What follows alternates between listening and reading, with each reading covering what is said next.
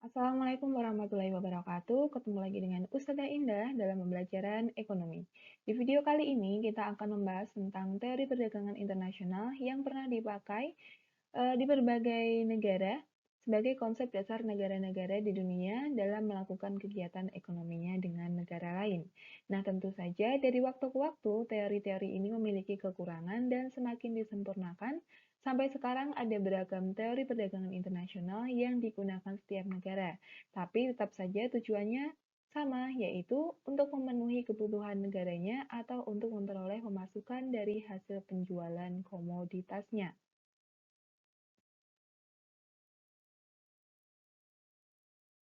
Di video kali ini, kita akan membahas tentang 3 teori perdagangan internasional yang pernah dipakai di negara-negara. Yang pertama ada teori merkantilisme, teori keunggulan absolut, dan yang terakhir adalah teori keunggulan komparatif.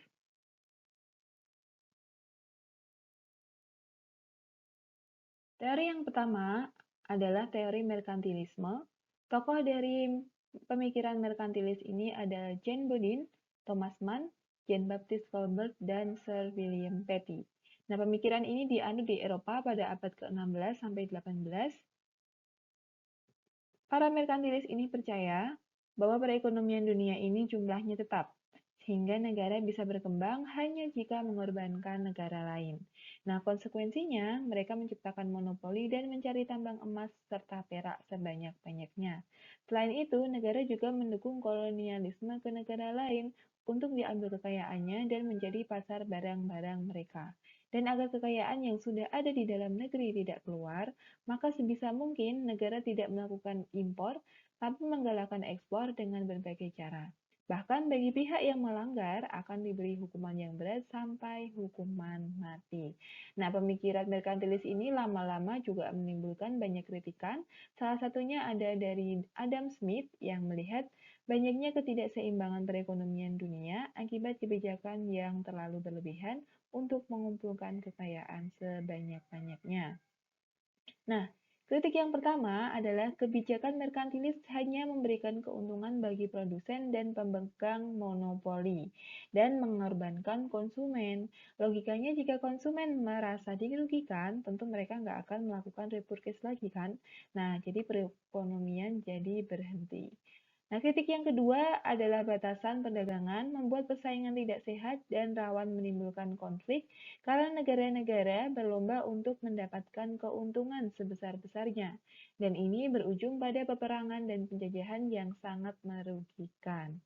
Nah, kritik yang terakhir adalah pembatasan perdagangan justru membuat negara-negara memproduksi komoditas dengan biaya yang mahal karena kebijakan yang tidak boleh melakukan impor.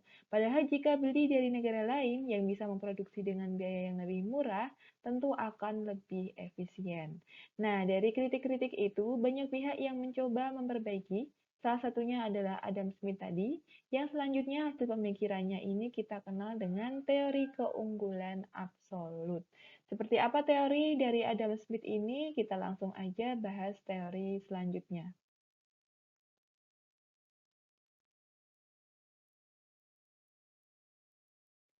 Teori yang kedua adalah teori keunggulan absolut. Teori ini dalam bahasa Inggris kita kenal dengan Absolute Advantage Theory. Seperti yang sudah dijelaskan sebelumnya, teori ini berusaha memperbaiki konsep perdagangan internasional dari negara-negara di wilayah Eropa, yang sebelumnya adalah teori merkantilis. Dengan tokoh utamanya adalah Adam Smith, yang hasil pemikirannya dituangkan dalam buku The Wealth of the Nation. Nah, inti dari teori ini adalah negara dapat mengekspor komoditas tertentu hanya ketika ia punya keunggulan dalam memproduksi komoditas itu dibandingkan dengan negara lain. Keunggulannya maksudnya yang seperti apa? Nah, keunggulannya adalah ketika negara itu memproduksi komoditas dengan biaya yang lebih murah sehingga diharapkan negara itu memperoleh keuntungan yang besar. Nah, untuk komoditas lain yang tidak bisa diproduksi dengan biaya yang lebih rendah, maka mereka melakukan impor dari negara lain. Biar lebih jelas kita bahas dalam tabel perbandingan produksi dua negara. Di sini kita ada Rusia dan Indonesia yang sama-sama menghasilkan dua jenis komoditas, yaitu pesawat dan minyak kelapa. Bisa kita lihat Rusia bisa menghasilkan 800 unit pesawat dan 100 unit minyak kelapa, sedangkan Indonesia bisa menghasilkan 50 unit pesawat dan 1000 unit minyak kelapa. Nah, jika dilihat dari kemampuan produksi dua negara, kita bandingkan pengorbanan dari masing-masing negara ketika memproduksi setiap barang. Rusia untuk memproduksi satu unit pesawat bisa mengorbankan 0,125 unit minyak kelapa, sedangkan ketika negara Rusia memilih memproduksi satu unit minyak kelapa, sebenarnya bisa memproduksi 8 unit pesawat. Begitu juga dengan Indonesia, ketika memproduksi satu pesawat, mereka mengorbankan produksi 20 minyak kelapa. Sementara ketika Indonesia memilih memproduksi minyak kelapa aja, yang dikorbankan pesawatnya itu hanya 0,05 bagian dari pesawat aja. Nah, untuk lebih simpelnya, kita bisa lihat negara mana sih yang memproduksi lebih banyak komoditas, pasti udah bisa dilihat kan, menentukan komoditas apa yang sebaiknya diekspor. Nah, di sini, negara mana yang sebaiknya memproduksi komoditas yang mana, bisa kita lihat dari pengorbanannya tadi. Jadi kalau Rusia itu tadi, ketika menghasilkan satu unit pesawat hanya mengorbankan 0,125 minyak. Daripada ketika memproduksi minyak, dia justru banyak mengorbankan unit pesawat yang bisa dia hasilkan. Jadi sebaiknya Rusia berspesialisasi memproduksi pesawat. Begitu juga dengan Indonesia, sebaiknya Indonesia berspesialisasi memproduksi minyak kelapa. Jadi keunggulan absolut ini syaratnya adalah setiap negara memiliki kemampuan yang lebih baik dalam memproduksi komoditas tertentu. Nah, tapi gimana kok ternyata ada satu negara yang unggul di banyak komoditas dan ada negara lain yang nggak punya keunggulan? Apakah satu negara akhirnya ekspor semua komoditasnya dan negara lain impor aja? Nah, kalau kayak gitu kan kita justru balik lagi ke teori merkantilis dong. Nah, kelemahan ini akhirnya dicoba disempurnakan lagi oleh David Ricardo dengan teorinya yang berjudul teori keunggulan komparatif. Nah, seperti apa teorinya? Kita bahas lebih lanjut.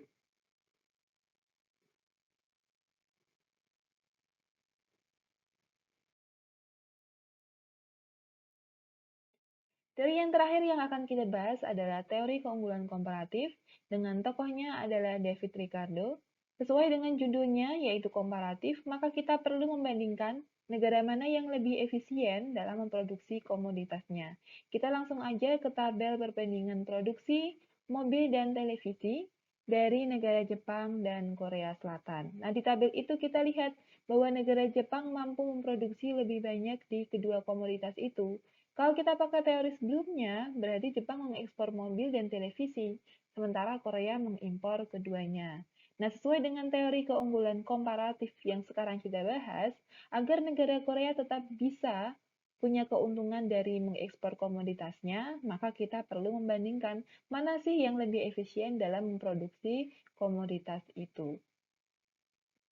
Nah, kita lihat Jepang dalam memproduksi satu unit mobil hanya mengorbankan 4 unit televisi, sedangkan Korea hanya 2 unit TV. Jadi lebih banyak menghasilkan televisinya itu negara Jepang. Jadi Jepang lebih baik dalam memproduksi di TV dibandingkan Korea, meskipun dari jumlah yang dapat dihasilkan Jepang, semuanya unggul di keduanya. Tapi dengan teori ini, Jepang bisa berspesialisasi dengan mengekspor TV aja daripada mobil, dan Korea lebih baik mengekspor mobil.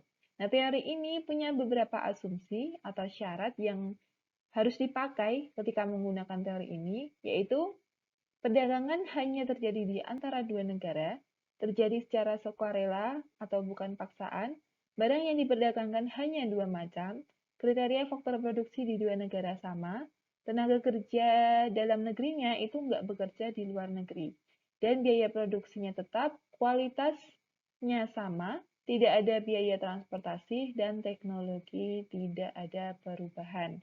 Nah, kalau kita lihat dari kondisi sekarang, tentu teori ini juga udah kadaluarsa ya, dan nggak bisa dipakai. Jadi sekarang teori-teori ini sudah tidak dipakai karena relevansinya dengan perkembangan ekonomi dunia yang sangat cepat menuntut perubahan kebijakan yang cepat juga. Nah, seperti apa kebijakan perdagangan internasional yang sekarang masih banyak dipakai di berbagai negara? Nah, akan kita bahas di video selanjutnya.